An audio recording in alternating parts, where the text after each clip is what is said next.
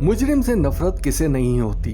डाकू हो, चोर हो, रेपिस्ट हो या कातिल, कोई भी मुआशरा ऐसे लोगों को कभी अच्छा इंसान तस्वुर नहीं कर सकता जो किसी भी खिलाफ कानून सरगर्मी में मुलविस रहा हो। लेकिन नाजरीन, ये दुनिया अजायबात का घर है, यहाँ कुछ भी मुमकिन है।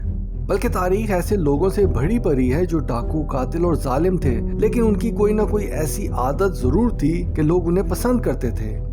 इसकी बेहतरीन मिसाल रॉबिन हुड या हिंदुस्तान के मारूफ डाकू सुल्ताना डाकू हैं, जो अमीरों को लूट कर गरीबों में दौलत तकसीम कर दिया करते थे। लेकिन आज की ये अनमोल कहानी ना तो सुल्ताना डाकू के मुतालिक है और ना ही हम रॉबिन हुड को डिस्कस करेंगे, बल्कि आज की अनमोल कहानी दुनिया के सबसे बड़े ड्रग लॉर्ड पैब्लो एस्कोबार के मुतालिक है, जो एक वक्त तक दुनिया का सबसे अमीर मुजरिम था। नाजरीन, पैब्लो एस्कोबार कौन था? उसका धंधा क्या था? क्या उस पर किसी के कत्ल का भी इल्जाम है? उसके पास कुल कितनी दौलत थी और उसकी मौत के बाद उस दौलत का क्या हुआ? वो गरीबों और नादारों की मदद क्यों करता था और उसकी मौत कैसे हुई? ये सब आप जान सकेंगे आज की अनमोल कहानी में। नाज़रीन, पैब्लो का शुमार उन लोगों में होता है जो मुजरिम और बदनाम ज़माना होने के बावजूद फलाही कामों में दिलचस्पी रखते थे। क्या पैब्लो फितरी तौर पर बुरा इंसान था या उसे वक्त और हालात ने मुजरिम बनने पर मजबूर किया? इसका जायजा लेने से कबल जानते हैं कि पैब्लो एस्कोबार कौन था। पैब्लो 1 दिसंबर 1949 में कोलंबिया के शहर रियो नेग्रो में पैदा हुआ। वो 7 बहन भाई थे, जिनमें से पैब्लो तीसरे नंबर पर था। पैब्लो का बाप एक गरीब किसान था और माँ एक मिडिल स्कूल की टीचर। पैब्लो की इब्तदाई जिंदगी इंतहाई गुर्बत में गुजरी, जिसकी बिना पर उसे अपनी 17वीं सालगिरह में स्कूल छोड़ना पड़ा। अगरचे पैब्लो की पैदाइश एक छोटे और गरीब घर में हुई, लेकिन उसके ख्वाब बहुत बड़े थे। मगर पैब्लो ने अपने ख्वाब को पूरा करने के लिए जुराइम की दुनिया का इंतखाब किया।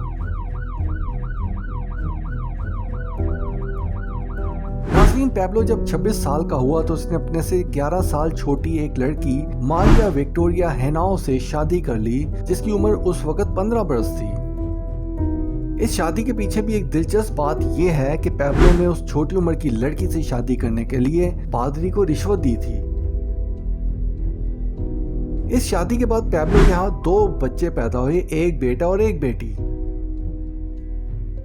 बच्चों की बात की जाए तो इसका बेटा अब एक आर्किटेक्ट है और वो अपनी बीवी बच्चों के साथ ब्यूनस आयर्स में रिहाइश पजीर है, और उसकी बेटी अपने बाप के दागदार माजी से दूर अपनी जिंदगी खामोशी से बसर कर रही है। उसने अर्जेंटीना में अपना एक कपड़ों का ब्रांड शुरू किया है जो नहायत कामयाबी के साथ चल रहा है। नाज़रीन, पैब्लो ने अपनी जुराइम के कैरियर का आगाज छोटी मोटी चोरी चकारी से किया था।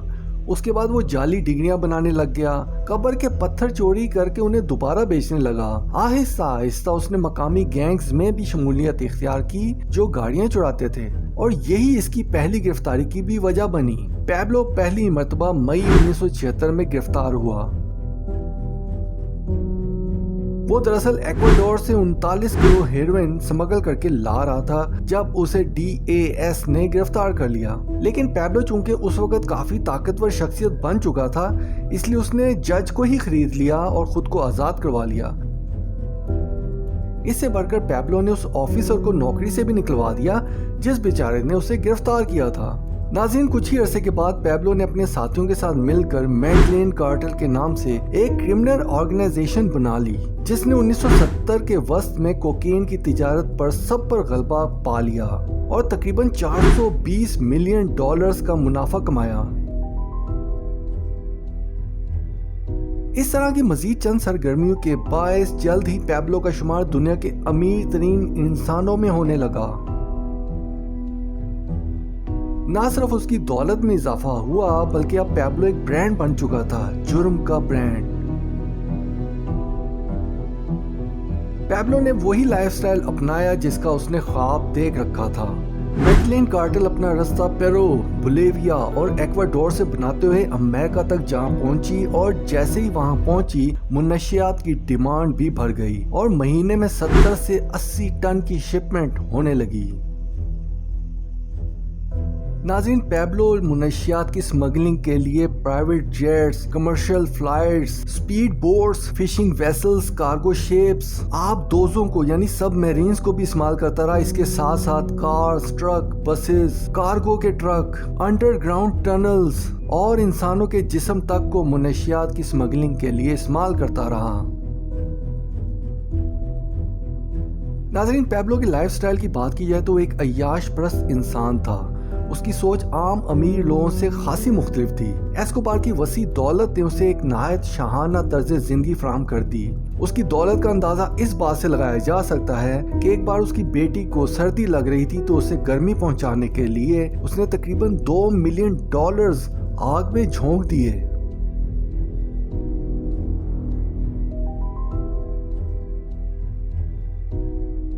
اس کے علاوہ اس کا اپنا ایک نجی ہوائی جہاز بھی تھا۔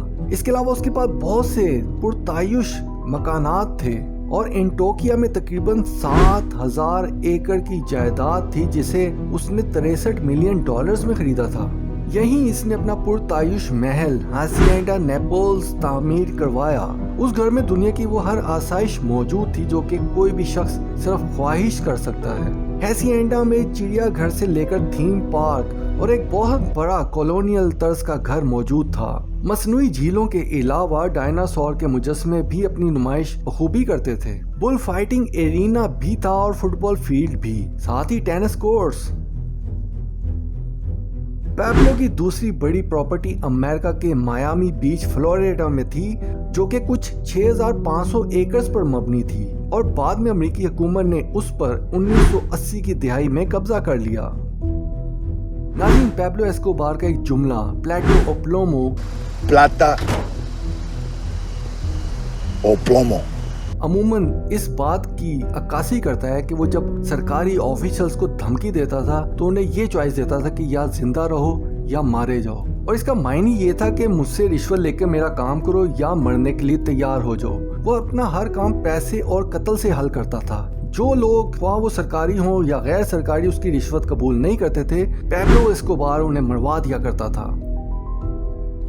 ایک رپورٹ کے مطابق پیبلو ایسکوبار تقریباً 4,000 لوگوں کے قتل میں ملوث تھا، جس میں امریکہ اور کولمبیا کے بڑے بڑے سرکاری اداروں کے ملازمین بھی شامل تھے۔ پیبلو نے طاقت کے بل بوتے پر کورٹ کچہری کے چکروں سے بچنے کے لیے ججز اور وکلاء کو بھی خرید رکھا تھا، اور جو اس کی وکالت سے منع کرتا وہ اپنی موت کو دعوت دے دیتا تھا۔ پیبلو کے پرتشدد جرائم میں اغوا کرنا اور لوگوں سے بھتہ لینا بھی شامل تھا۔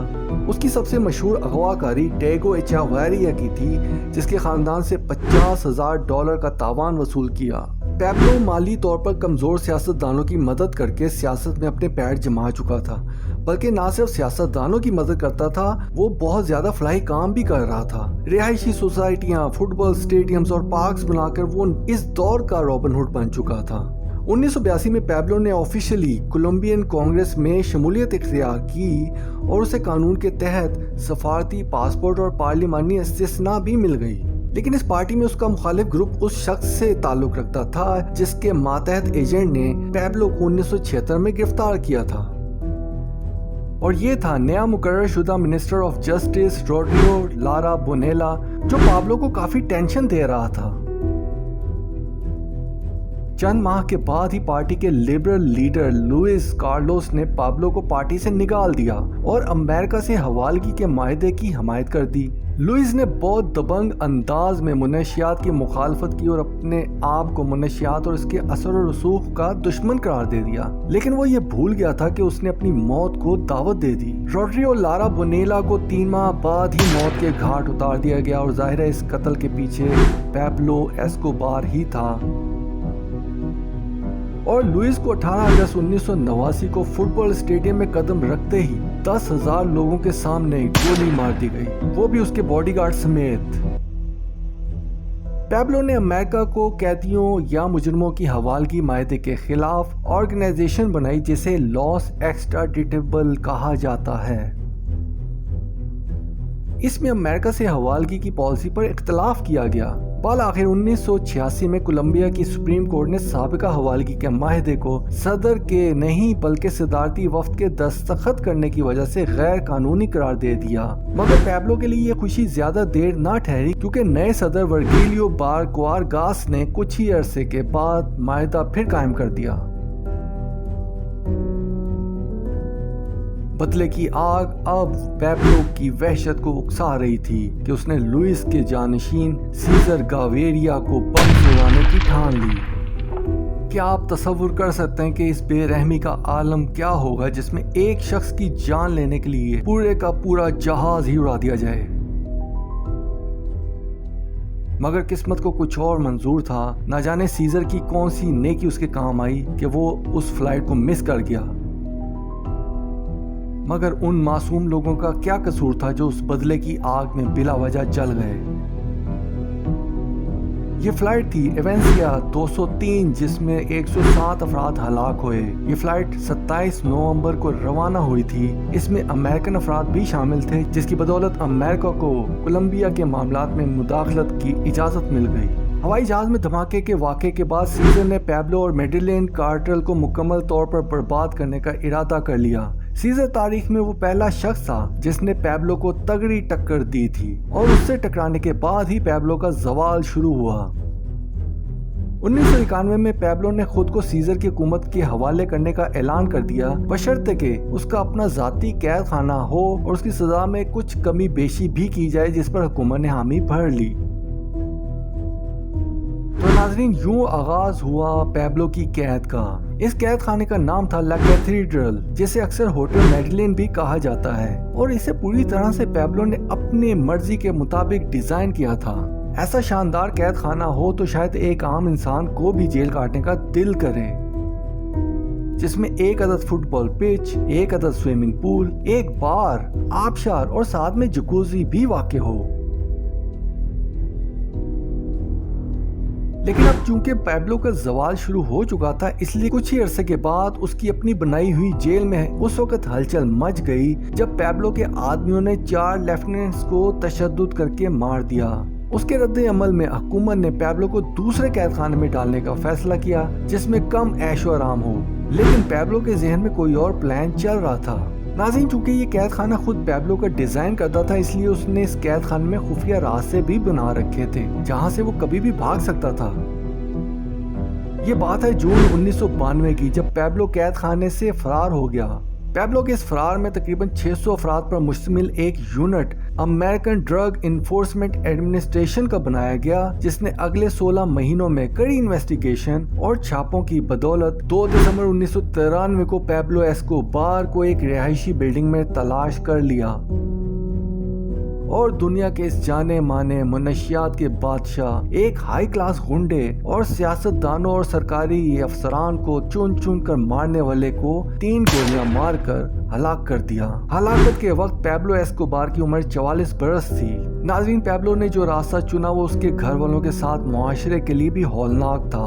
ہم اس اذیت کو شاید نہ سمجھ پائیں جو کہ اس کے بچوں اور بیوی نے سہی، چاہے وہ کتنی ہی محلوں کی زندگی گزار رہے ہوں، مگر ایسی شہنشاہی کی زندگی جس میں لمحہ با لمحہ جان جانے کا خطرہ ہو، ہر وقت نقل مکانی کے لیے تیار رہنا پڑے، اور معاشرے میں لوگ آپ کو ایسے دیکھیں جیسے آپ بہت بڑے مجرم ہوں، تو اس زندگی کو آپ کیا کہیں گے؟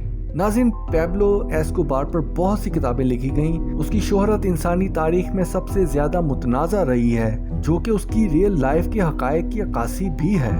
پیبلو پر کئی ٹی وی شوز بنائے گئے، جن میں نارکوس نامی سیریز سب سے زیادہ مقبول رہی۔ اس کے علاوہ اس کے بیٹے نے اس پر کتاب پیبلو ایسکوبار مائی فادر لکھی، جس پر اس نے اپنے باپ کی زندگی پر روشنی ڈالی۔ ناظرین، اب آپ کے ذہن میں یہ خیال آیا ہوگا کہ پیبلو کی دولت کا کیا ہوا۔ پیبلو ایسکوبار کے میڈیلین کارٹل نے تاریخ میں جو خون کی ہولی کھیلی، اس کا خمیازہ کولمبیا کو بہت بھاری پڑا۔ لیکن یہاں حیرانی کی بات یہ ہے کہ پیبلو جیسے ڈرگ لارڈ کو اس کے عروج سے پہلے ہی کیوں نہ روکا گیا۔ میڈیلین کارٹل نے اپنا غلبہ پیبلو کی قید کے دوران کھو دیا اور اس کی جگہ کارلی کارٹل نے لے لی۔ پیبلو کی آدھی سے زیادہ دولت اس کے مرنے کے بعد حکومت نے ضبط کر لی، جس پر اس کے اہل خانہ اور حکومت کے درمیان کافی عرصے تک قانونی جنگ جاری رہی۔ پیبلو کی امریکی پراپرٹی پر امریکن حکومت نے قبضہ کر لیا، पैब्लो की बीवी और बच्चे मुतासिरीन अफराद के लिए माजरत और माफ़ी के खतूत भेजते रहे और पैब्लो की मजम्मत भी करते रहे। नाज़रीन, पैब्लो की जिंदगी कानून और हुकूमत की इस्तकामत और नफाज पर सबसे बड़ा सवालिया निशान है। क्या कानून इतना कमजोर हो सकता है कि उसे आराम से खरीदा जा सके? और पैब्लो जैसे ड्रग लॉर्ड की ये दीदा दिलेरी भी आप जान सकते हैं कि उसने एक मरतबा अपनी हुकूमत को $10 बिलियन का मुल्की कर्जा उतारने तक की पेशकश कर दी थी, इस शर्त पर कि उसे अमेरिका के हवाले ना किया जाए। नाज़रीन, उम्मीद करता हूँ कि आज आपको पैब्लो एस्कोबार की अनमोल कहानी बहुत पसंद आई होगी। अपनी राय का इजहार कमेंट सेक्शन में लाजमी कीजिएगा। हमारी वीडियो को मजीद दोस्तों में भी शेयर कीजिए। जल्द मुलाकात होगी अगली अनमोल कहानी में, तब तक के लिए गुड बाय।